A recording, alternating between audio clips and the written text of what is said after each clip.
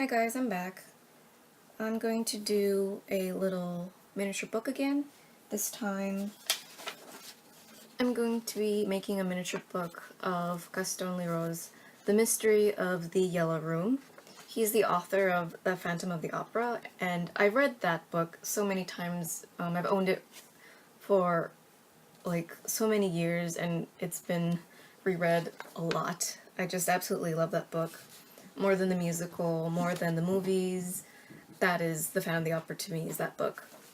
This book I have yet to get my hands on because I really want to read it by reading out of my own copy.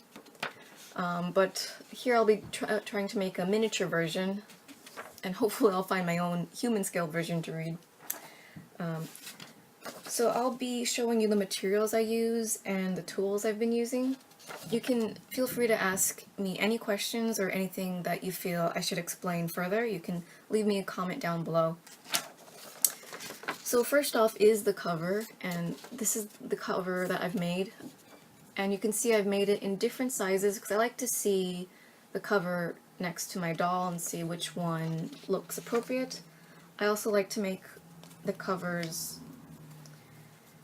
Here's the other three. Whoops, I can't. I'm juggling them. The other three books, and I like to make them different thicknesses and different heights so that it'll add variety to Milton's book collection. So I made this in a drawing software on the computer and printed these out. This is regular printer paper.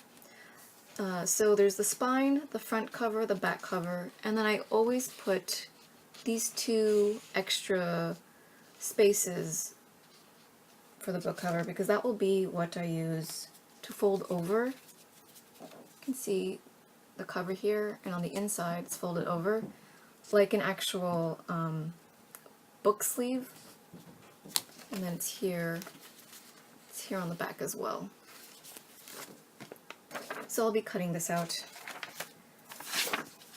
I have some nice paper with a pattern, and I will be using that for the inside of the cover. For example, here in one of my other books, I've used the paper here on the inside. There's the side panel that you fold over so that it hugs the wrapper that we'll be using, and I've got the pattern paper there. I use a piece of strip fabric here, this little fabric that I used on my notebook from yesterday. I use a very small piece of it to just sort of support the spine when I start sewing my pages together. It helps keep them together. Here's the paper I'll be using as my wrapper. It's a cardstock paper. This is black. You can use color, any color that you want really if you think it'll look good. You can use thin cardboard, but cardboard will be it'll try to fight back, like it'll try to want to it'll want to do this but worse. Like it'll be splayed out like that, and you'll need to put a lot of pressure on the book to make it flat, like you would have to leave it with some weight on top for a very long time, which I do to all my books. And of course you'll need paper to make tiny sheets to cut out so that'll be inside your book. The tools that I use, definitely a ruler, something to cut with. I've got scissors here and I've got a crafting knife. You could use either one, but I like to use the crafting knife with my ruler. I've got a pencil here, definitely so that you can mark the shape and outline and do measurements. I've got a squeegee. This is optional. You can use any solid, thin, flat. It's to smooth out the bubbles for the packaging tape. This clear packaging tape is what I use on the book covers. You can see it's got a shine to it, like a gloss, and that protects this because this is regular printing paper, and if I did not cover it in the tape, it would get all banged up. For example, here's the new Sherlock book, The Hound of the Baskervilles. Here's my old one that's been handled a lot. Originally I liked the old worn look, but then it just got too much after a while. Handling it, it just started doing large splotches where the pigmented paper started coming away. So the tape really helps. What you can do is you can distress the cover slightly before you apply the tape. You can see there's some distressing here on the spine. And I've got some here on the Hamlet book as well. I distressed the spine and some of the corners. But to me this is just way too much distressing. So for me the tape is really important. And some white glue here. That's to glue this here together. I add some glue in the spine as well. So first things first, I'll be cutting this out and cutting out the exact same shape here on my cardstock. So I'll be back. Okay, so I've cut out the cover here, as you can see. So there are 4 folds in the book cover in total.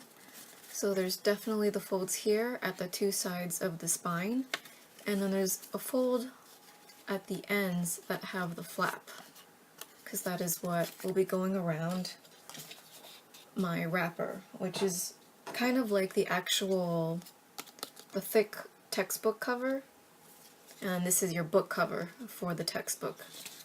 So this is only the size of this portion, because this is the extra that I'll be wrapping around it. So as you can see here, it's that size, and you can see I've already folded it here so that it can go around. It can go around the cardstock.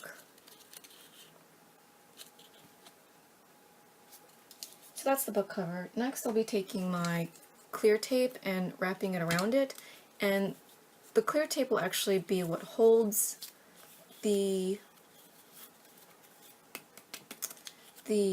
cover to the actual textbook cover.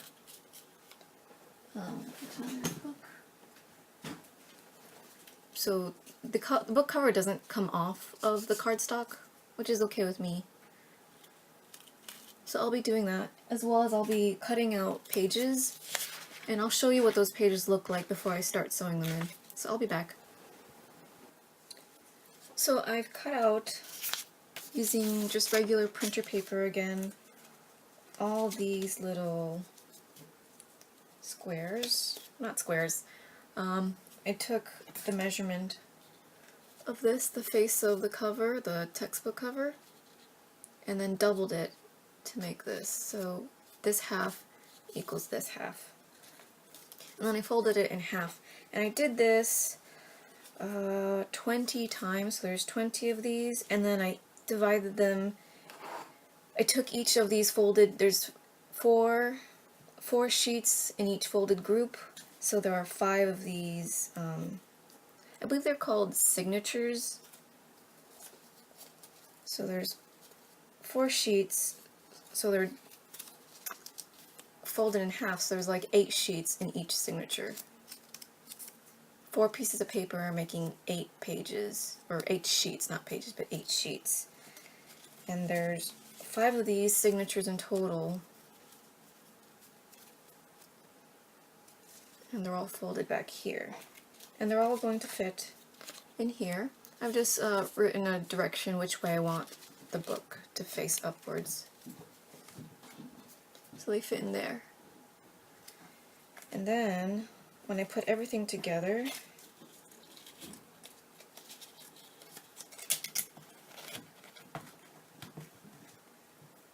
it's going to be like that.